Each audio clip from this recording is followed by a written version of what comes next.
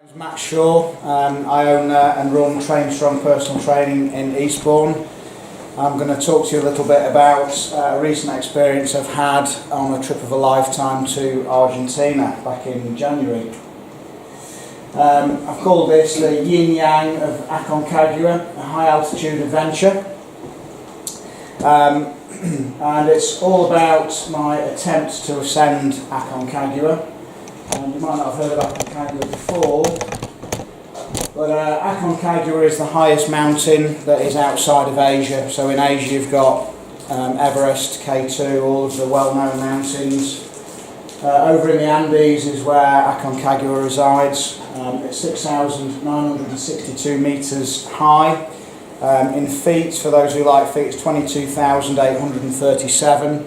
Just as a comparison, Everest is 8,848 metres, or just over 29,000 feet. So it is a high altitude mountain experience. And we chose Aconcagua. The two guys there are two of the boys that I went with. There was another guy as well who we went with as a team of four. And this kind of plan hatched because I like to challenge myself on a regular basis. I'm quite often found running and marching around the Brecon Beacons with a load of weight on my back, pretending to be an SAS badass type person, doing endurance events of the extreme. And this just seemed like a great idea to try and stretch myself a little bit further and to experience something different that wasn't in the UK. Now Aconcagua is really the highest non-technical mountain that you can climb. By non-technical, what that means is you don't need any ropes or harnesses. So essentially it is a high altitude trek, and if you're thinking like I did, that doesn't sound too bad. High altitude trek sounds pretty reasonable. And it conjures up ideas of safety and comfort. Now what we decided to do is we decided to attempt to climb Aconcagua expedition style. So one of the guys who was with us, his name Banjo Bannon, was the second man from Northern Ireland to ascend Everest. He's also been on K2 twice, unfortunately didn't get to the top. One of his team, or a team of his Russians that he was with, got killed in an avalanche. So the guy who I was fortunate enough to share a tent with for the duration of the trip had had a vast amount of mountain experience before, and so he was a great guy to have on board. Anyway, Aconcagua is also known as the Stone Sentinel, or Every Man's Everest. And the thing that makes Aconcagua unusual is the fact that its position on the equator means that the effects of the high altitude are very much more pronounced than might be imagined on other mountains of similar height. Anyway, we decided to attack the mountain expedition style. So quite often with mountains like this it's normally available to people who've got a fair amount of money. They pay a mountaineering company to take them out on the mountain. They have porters and people who carry their gear up for them, and all they have to do is carry some water and some food, and life is rosy. Everything's prepared for them, all the water's prepared. We decided to do it completely self-sufficient, which meant carrying all of our food, which is enough food to last us for pretty much 2 weeks on the mountain, in addition to all of our specialised gear as well for high altitude expeditions. With Aconcagua there's several routes to the top, and we decided to attempt the normal route. Now the normal route takes in the Horcones Valley. You can see in the picture there some mules. The mules are absolutely crucial to being able to get to just base camp alone. What we've got here is the various different camps. So we've got Penitentes, which is basically a ski resort at the bottom of the mountain at 2,600 metres. You've got all the different heights here. Confluencia, Plaza de Mulas is base camp. The mules are used to basically carry your kit and make your life a little bit easier just trying to get to base camp alone. So they carry a vast proportion of your food and gear that you don't need for the first couple of days on getting to base camp. We had 40 kilos worth of equipment and food each, which is a heck of a lot of weight to be trying to carry at high altitude. And so the mules really, if it wasn't for the mules, then people climbing Aconcagua and similar mountains just would not happen. It's just too difficult, the terrain's too hard, it would take too long and be too expensive to be able to get to base camp. So yeah, all of the heights listed there in altitude. We've got Plaza de Mules, then above Plaza de Mules you've got 3 additional high camps before you attempt the summit on summit day, which is 6,962 metres high. Before you go out, there's a fair amount of planning involved, so I spent the best part of a year accumulating all of the gear and equipment needed, which cost around about £3,000. Things like summit jackets, specialised boots, crampons, ice axes, all of this stuff costs a fair whack of money just to protect you from Mother Nature and everything that can happen on the mountain. We had a very specialised itinerary so that we knew exactly what our strategy was on the mountain and where we would hope to be at any particular time, providing the weather plays ball with us, because the weather is a massive thing on the mountain and that pretty much determines to a large part the degree of success you're likely to have. So we had day 1 trek to Penitentes, trek from Penitentes Confluencia to base camp, rest a day at base camp to try and acclimatise, because by then you're 3 times the height of Ben Nevis and it doesn't even look like you are because you're surrounded by mountains that are way much higher. Then we've got day 5, Canada for a gear drop. I'll explain more about that in a minute. Then Canada move up, then Nido gear drop, day 8, Nido move up, day 9 rest day, day 10 Calera move up, day 11 summit day, and then essentially 3 days to get back down to Penitentes at the foot of the mountain again in the ski resort. Here in the right hand picture we've got base camp. Base camp, it took us to get from Camp Confluencia to base camp. It's a 6.5 hour trek is what it took us. Normally takes about 8 hours, but the team I was with were all pretty fit guys and we did push the pace a little bit. We got there in 6.5 hours, which was about 12 miles. All of us started to suffer pretty badly with the effects of altitude on the way to base camp. So base camp essentially is pretty flat along the Hawcones Valley until you get to the last 2 hours, whereby you pretty much ascend 1,000 metres in 2 hours of time. On the trek there we all encountered headaches, which is one of the most common side effects of high altitude, followed by nausea. And that came on pretty quick to the point where it feels like you've got one of the worst hangovers you've ever had. It's a pressure in the front of your skull that just expands outwards throughout your head, and even the most simple of tasks become difficult, like just bending over to pick up your rucksack results in a crippling headache. And so self-medication is quite common. I was taking aspirin twice a day just to counter effects and diminish the effects of the headaches. Heavy breathing is also another one, because obviously the higher up you go, the thinner the air becomes, the less oxygen there is, and so just living becomes harder because of the lack of oxygen in there. Anyway, we spent 3 days at base camp in total, and that was to be our launch base for the higher camps. And even at base camp here, life is pretty hard. You've got all of these tents here. Some of them are permanent, so some of the mountaineering companies where people pay the money and they go and stay there and get looked after, they're on the permanent tents. We had our own tent, we set it up. You're sleeping on about 1 centimetre of foam with an inflatable mat. Luckily for me, I managed to puncture my inflatable mat in the first hour by putting a small stone through it, and so therefore the next day was spent trying to repair that mat, because when you get higher up, when you're sleeping on snow, you want all of the space you can get just to try and keep warm enough the ground. The picture of the toilet there, down in base camp, that was the only toilet that you could sit down on. The rest of them are pretty much a hole in the ground over a stinking cesspit of human waste. There is a helicopter that takes that human waste off the mountain on a daily basis in order to preserve the mountain as it is.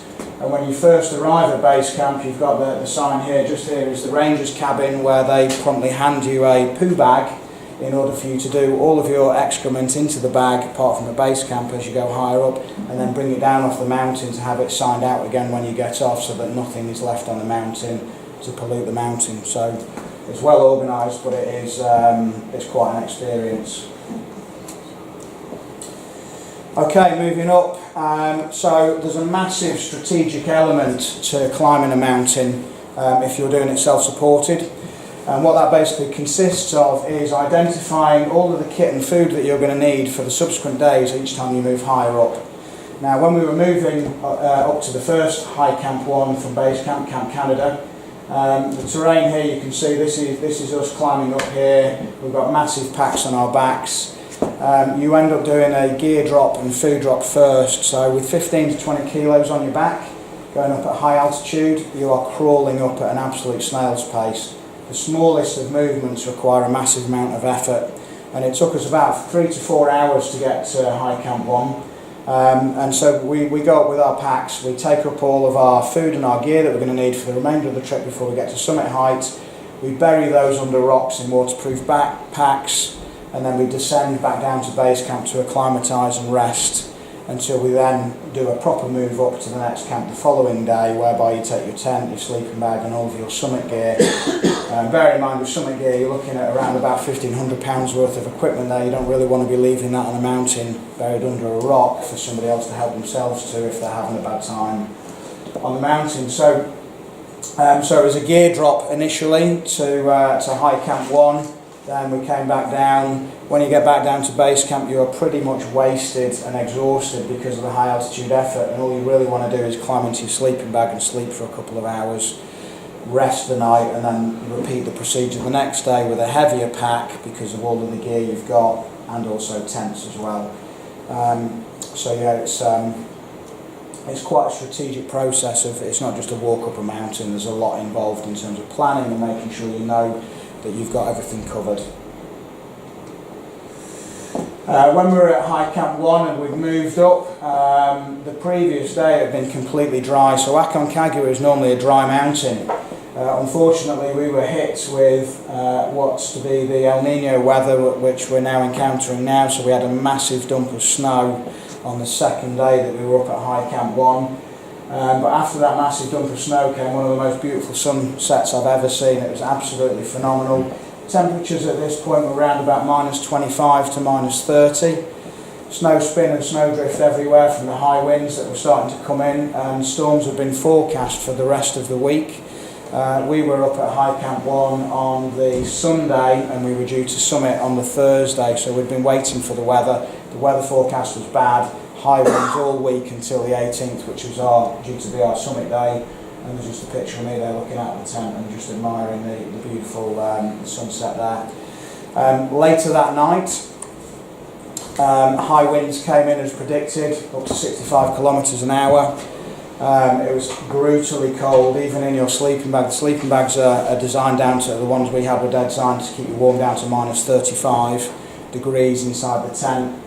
The winds were so violent that night that a number of tents were destroyed, and in fact one of the guys who had latched onto our group, his tent was completely wiped out, so he was screaming and shouting outside our tent at 3 o'clock in the morning in the pitch black, asking if he could come in because he was freezing outside and his tent had been flattened by the wind. And so none of us that night really got any sleep. Thunder and lightning was also occurring, which in the UK is not so bad, you're kind of in your house, but when you're high up and you can hear it directly over you. I said to Banjo, have you heard of people being struck by lightning on the mountain before? And he had.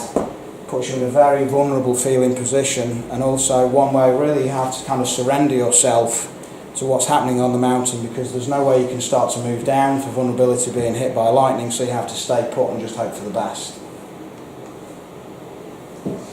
Next day we'd had about 3 hours of sleep, and so we were moving or doing a gear drop up to High Camp 2, which is Camp Nido.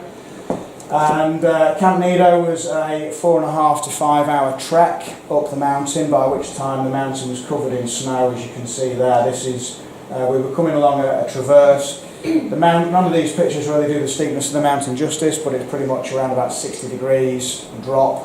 The snow covered the path, so we were trail breaking as we went.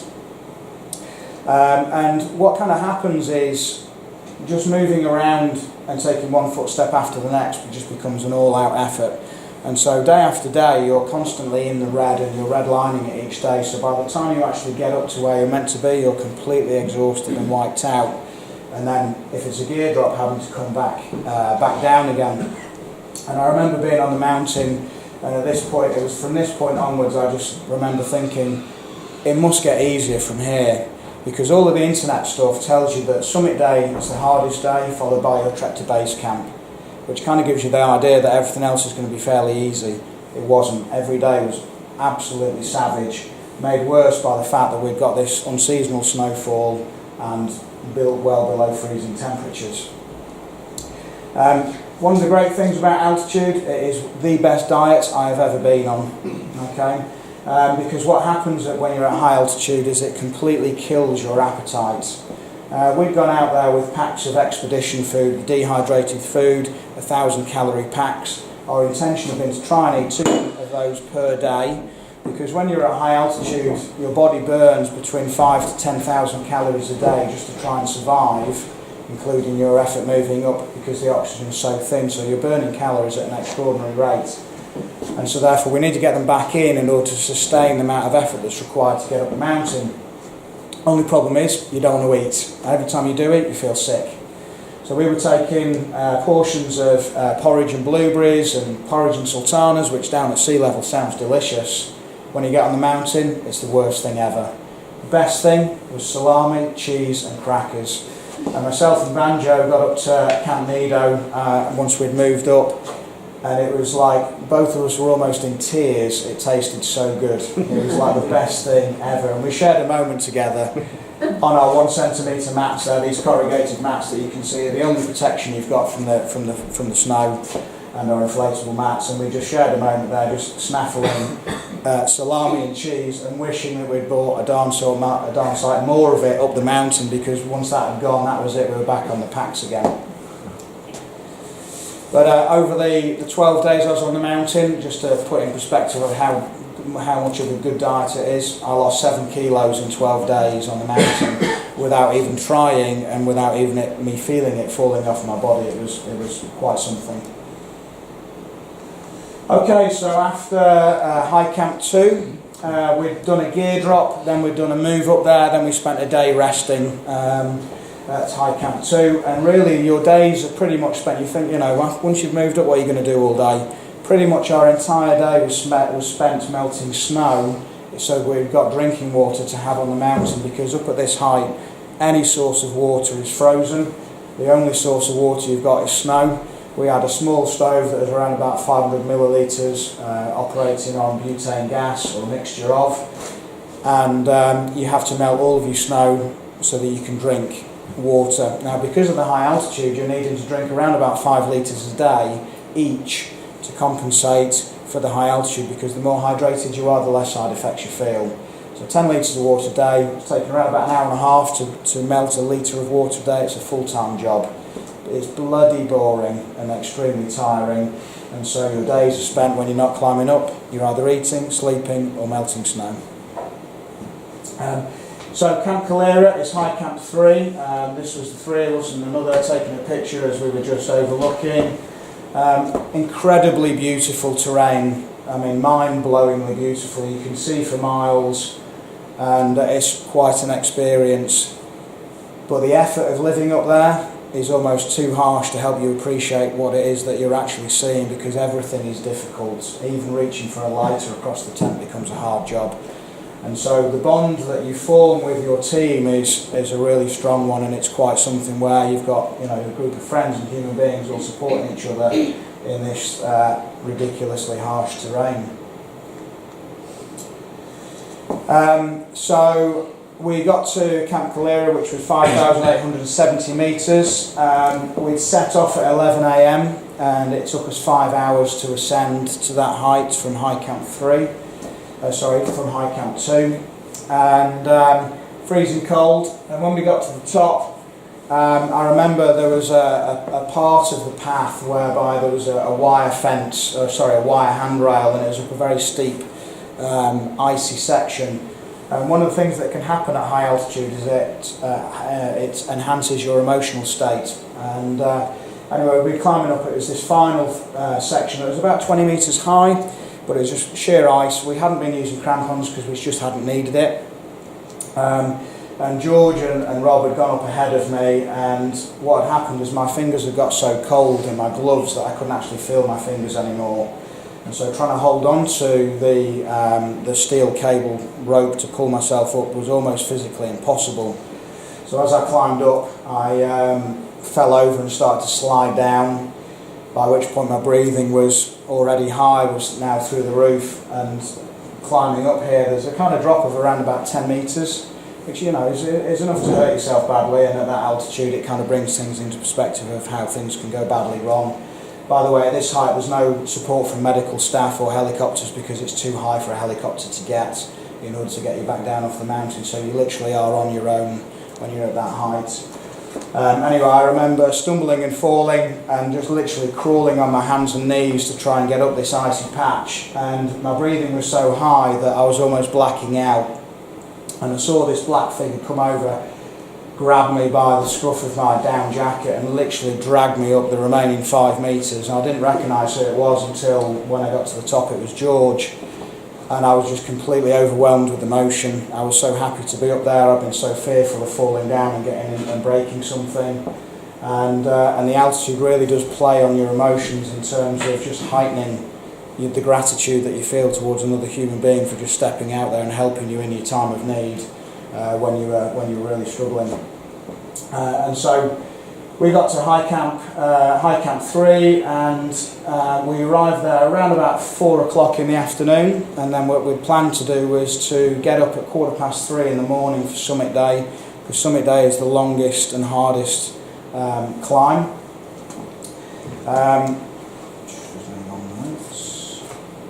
So Summit Day came around. This was mine and Banjo's tent. The summit is up here. It doesn't really look that far away, but it kind of skirts around and up to the top. The middle image here is a very long traverse that comes across all the way from down here and traverses all the way along. And then just up on the right hand image there, it doesn't look like it's particularly steep there, but it is. And if you fell, you were going to slide a very long way down. But just in the corner there, you've got what's called the cave, which is a resting place. But we got up at 3:15 on Summit Day and immediately started the task of boiling water, because one of the problems at that kind of height is that any water that you prepare from the day before freezes overnight, and then therefore you're stuck. And so we had to prepare water or melt snow first thing in the morning. We eventually left at 5 a.m. Temperatures by this time were down to -40 to -50. We left in the pitch black, and everybody on Summit Day leaves at that time in the morning roughly, and you can see the head torches streaming up the mountain, zigzagging their way up in the pitch black. The winds were high, and I remember one of the guys in our team had been particularly struggling with altitude sickness throughout the entire time we'd gotten to base camp, and that pretty much slowed our pace down dramatically trying to crawl up the mountain. He led the way, we were at his pace, and we were crawling along at a snail's pace. We've been ascending for 3 hours. Within that time, none of us could feel our toes, and all of us were genuinely scared about the horror stories of frostbite, having toes amputated and so on and so forth. So within 3 hours, I remember praying for the sun to come up just to try and give us some kind of warmth so that perhaps our toes would start to regain some sensation.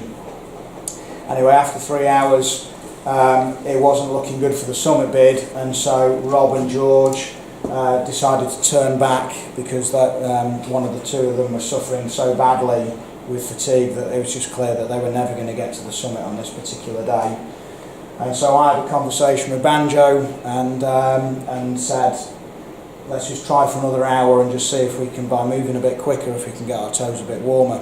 And as you head up, there's another kind of intermediate camp called Camp Independencia, where there's some little wooden huts that are largely demolished, but there's a little bit of shelter there, and we decided to take refuge there, take our boots off. The boots that you wear for this kind of mountaineering are what's called plastic boots. They're like a double layer mountain boot with a thick insulation on the inside, and then a very stiff boot on the outside so that you can wear crampons with them. So we've got crampons and ice axes by this point. Unfortunately, it was so cold that even these boots, which cost £650 a pair, were still not able to keep the frostbite at bay, and so all of us were really suffering with our toes. We spent 45 minutes just wiggling our toes back and forwards just to try and regain some sensation. And Banjo said to me, why don't we just go down back to High Camp 3 and we'll try again tomorrow. But I was suffering so much by this point, I said, mate, I'm never coming back up to this bit again on this trip. It's either today or it's not at all. So he said, okay, I'll stay with you, we'll keep going. And I just said, let's just do another hour, let's just see how our feet go and we'll just see what happens. So it took us about an hour to climb an additional 50 metres of vertical height, which is not very much, but the altitude just makes it so slow. By which point I generally can't really remember much about the foot situation, so I'm guessing it must have been okay because we carried on and carried on. And the third image on the side there, we eventually got to this little cave, which is 200 vertical metres below the summit. And myself and Banjo sat down, and we had a little chat, and we just had a little bit of a rest before the final push. And both of us said that we literally could just fall asleep in the snow right there and just sleep what felt like forever. Both of us were exhausted, but the nature of this kind of mountaineering is that you do have to push the boundaries in order to get to the top. One guy had already died 30 metres from the summit a few days before us because of the weather conditions, and his body was still up there when we were trying to get up there because the weather was so bad they couldn't get his body down, which is similar to what happens on Everest. Anyway, we pressed on after taking a short rest, and this is the final push. The summit is just up here. This picture doesn't really do the steepness of the mountain any justice whatsoever. You literally would go up two footsteps and slide down another footstep, even with crampons and ice axes, and the pace was just agonisingly slow, and yet the effort just felt like you were maxed out all of the time. Banjo here on my left, he was suffering particularly badly, and so he had fallen back behind me for about 30 metres, so I was pretty much on my own. There was a group of Swedish climbers just up above me who were being led up by a porter. Anyway, what happened around about the point I got to this kind of rock up here was all of a sudden I was aware of my stomach really not feeling good. Now, I'd had a dose of runny bum ever since I got on the mountain. All of us had, because of the nature of the altitude and the water that you drink. But this, I've noticed a shift within my being, and this just didn't feel good. But I kind of accepted it, that it's nearly to the summit, and so these things are going to get hard. Pushed on a little bit further, and then the next thing I knew is my fingers were becoming cold, and well, not cold but tingly in a way in which I hadn't felt at all on the mountain before. Carried on a little bit further, then I started to lose control of my legs. Looked up to the top of the mountain, and it just seemed a little bit like beyond reach, and then a voice within me just said, "Matt, you've got to turn around and get back down, because getting to the summit is only half of the way that you've got to go. You've got to get yourself back down again." At first I ignored the voice, carried on a little bit higher, by which point my vision started to alter and I started to hallucinate a little bit. Everything had turned green, everything had turned a little bit hazy, and I just knew that there was no way I could go on any further, and I'd read enough accounts of people with summit fever whereby they ignore any warnings that happen. They get so obsessed with getting to the top that they lose all sense of rationality in terms of getting back down again. And so I took the decision to descended down to Banjo, and this was, well, I can't have been that bad because I still had time to do a selfie. But no, at this point, Banjo had seen me, and he was concerned that I was concerned I was suffering with a condition called cerebral edema, which is swelling of the brain, which is a fatal condition, or can be. Fortunately, he got some drugs on board, dexamethasone, which is a drug to deal with cerebral edema, and some Diamox, which is a classic altitude sickness drug. Shoved both of those in my mouth, and after I'd had those, because I'd watched Everest, when you take that stuff, you can climb on. But I was like, "Oh, we'll go to the top," and he was like, "Mate, you are done. We are going down. You're in such a bad way." So anyway, we started to descend. We got down to the cave again and spent about half an hour just resting. And then I pretty much spent the next 3 hours being dragged down behind Banjo, pretty much fearful of my life. 98% of me wanted to lie down and sleep in the snow. There was 2% of me just wanted to focus on getting home and getting to the people who mattered to me the most. And I remember one point following him down and looking at his rucksack and seeing Thomas the Tank Engine emerge from the back of his rucksack and thinking, that's probably not right. And so I carried on down. He'd gone ahead to try and get help at High Camp 3, and by which point I was literally stumbling and falling over in the snow. And anyway, some friends of ours came out, gave me a hot drink. Fortunately, there's a porter on hand who had also got some extra drugs as well. gave me those, and then I proceeded to be dragged 5 hours down the mountain to get down to base camp. By which time, actually, the drop in altitude, the cure for the cerebral edema is to lose altitude as fast as you can. So by the time I got back down to base camp, even though I was completely exhausted from being on the mountain for 15 hours, I drank 2 litres of water in that time and probably eaten around about 500 calories of food. I was pretty much spent. And so, anyway, managed to spend the night down there. The medic checked me over. They assured me that the medication I'd had was enough, and lived to tell the tale. So none of us unfortunately managed to summit. The boys who were up who were up and stayed up, they tried again the next day. They got about 2 hours into it and it was just too cold and had to come down. And so yeah, we all came down safely in the end. All of us are still suffering a little bit with the remnants of frostnip. We didn't lose any toes, fortunately, but we did have the early stages of frostbite, so we managed to retain our fingers and toes, which is a blessing. But in this cold weather we're getting in the UK, our toes are still pretty cold now. But anyway, that was the yin-yang of Aconcagua. It was a beautiful place to spend some time, but the most savage environment to live in you could imagine. And so yeah, that was my story. Brilliant.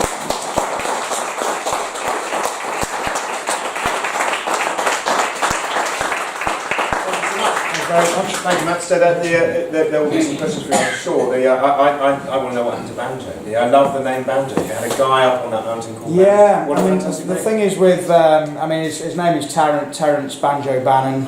He's got his nickname from boxing. But yeah, I mean, the thing is with high altitude is, it doesn't matter how fit you are, the high altitude can get you in different ways. So Banjo's been to the top of Everest. He suffered badly on the mountain for certain days. You just never know how it's going to affect you. It really is a lottery as to how the altitude's going to affect you on the mountain. Brilliant. Any questions? Yes, John. I know on Everest there is, or at least has been, a problem of overcrowding with people going up. Is there a problem with similar? Not with Aconcagua. The problem with the crowding on Everest is because they have the fixed ropes, so everybody's on a single rope that gets put out by the Sherpas first, and everybody pretty much pulls themselves up on the fixed ropes. With Aconcagua, because it's essentially a high altitude trek, I mean, it was a very busy mountain when we were up there, but there's no like danger sections like there is on Everest. There's no kind of bottlenecking or anything like that, so it's pretty much a free for all. Yes, Russ. So, Matt, first thing to say, I asked this question with a mixture of admiration for what you did, because that was incredible. Alright, you maybe not a summative, but what you did was amazing, and envy, because I've always wanted to kind of do that kind of thing.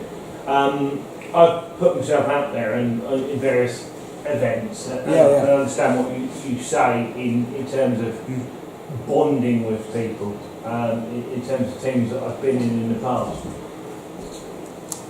What would be the percentage,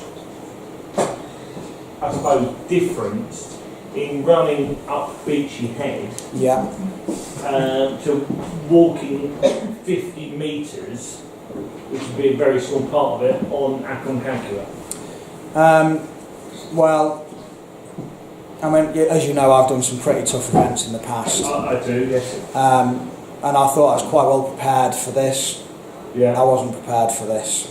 There's nothing that teaches you more about how hard it is than being in that environment. I just wasn't prepared. As I said, I just thought, high altitude trek, how hard can it be? Yeah. It was just, it's harder than any event I've done, and it's mainly because you're just trying to survive. The only sanctuary you've got is your sleeping bag and a tent, and even then you're sharing it with somebody else for that length of time. It's just very difficult. So really, running up Beachy Head, and that is no comparison. Complete admiration. Thank you, mate. Is all I can say. Yes, one question here. Do you want to go back?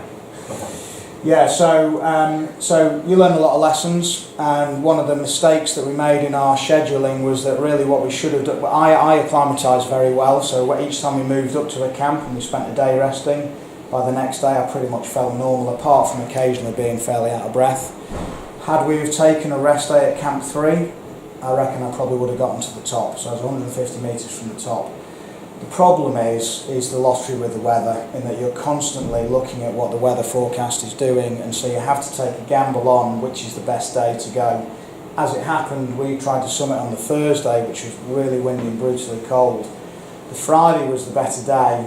The boys who tried to get up there were just too exhausted to try and get up for the second day. The only problem was late in the afternoon a snowstorm came in, so you would have actually got your timings perfectly right to be able to get up and get down again before the storm came in. So it really is a massive gamble on just trying to go, okay, when can we go, when can we not? Excellent. Yes, another question? Is there much instance of crime with gear drops, leaving gear behind? There didn't seem to be. I mean, I was concerned about that, but it's a common practice on there. You see patches of gear covered all over the place, even things like gas canisters and so on are just left, food, the whole lot. It's not even hidden that well. It's just plain to see everywhere because it's common practice on the mountain. It's just accepted that that's what happens. But I suppose it would be more than just high altitude theme, wouldn't it? It would be putting people's lives at risk. Yeah, exactly that. Exactly that. Yeah. Any thoughts about Everest? Never say never. Never say. I mean, I've got to do Aconcagua first, so that, I mean, hopefully that'll be. I aim to go back there within the next 2 years and finish that off. So, but you never say never. Excellent. Any last questions before we conclude for the night? And we go out into our. It's -1 out there, man. Drop. Any last questions? Any last questions? Yes. Why? Why? Because I mean, for me, it's all about exploring my potential. Because historically, as a younger man, I didn't think I was a strong person and I wasn't a confident person. And so for me, it's been a journey. All of the events that I've done over the years have just been a journey in self-exploration on just seeing what my potential is, and to experience some of the most beautiful things in the world. And so for me, it's about the experience and potential. Can I just add to that? I'm a friend of Matt's, and recently I took a trip to near the summit of Mont Blanc, and I would have asked the same question 4 weeks ago, having been up on those summits in the Alps, which is nowhere near, it's 2,000 metres below where Matt was. I now know what he means. There's a kind of a draw to it that's almost like drugs. And once you've been there, and once you've stood out in it, and once you see it above you, you think, gosh, I'd like to walk out there and just try it. What was it like? It's a little bit like the beer and the drug. Hillary, I think, said. There's a saying within mountaineering circles that if you have to ask the question as to why you do it, you'll never know. I think it was Sir Edwin Hillary who famously said, well, when he was asked why do you do it, he said, well, because it's there. It's there, and if you feel it, then you'll get it. Yeah. Right. In which case, on that lovely note, because the mountains are there, can we thank Matt